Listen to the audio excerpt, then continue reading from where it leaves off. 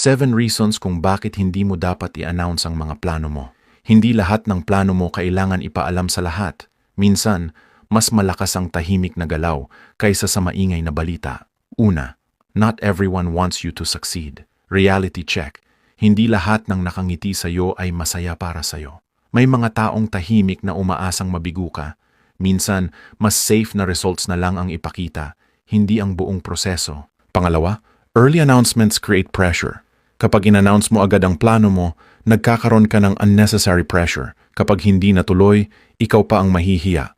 Kapag tahimik ka, ikaw lang ang may hawak ng timeline mo. Pangatlo, plans are not always stable. Pwedeng magbago ang plano. Pwedeng mapagod ka.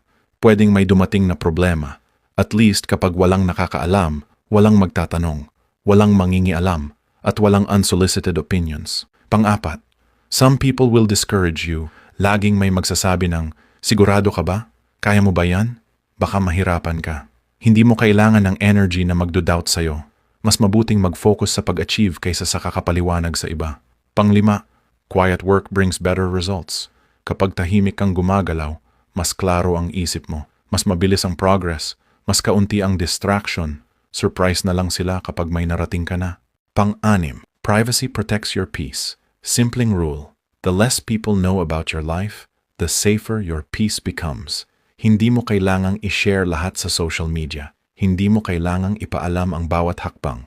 At pang-pito, success is sweeter when revealed at the right time. Pinakamagandang moment yung bigla na lang nilang makikita. Uy, nasa abroad ka na? Uy, napatayo mo na yung bahay? Uy, may negosyo ka na? Hayaan mong ang success mo ang magsalita, hindi ang announcements mo. Matutong magtrabaho ng tahimik.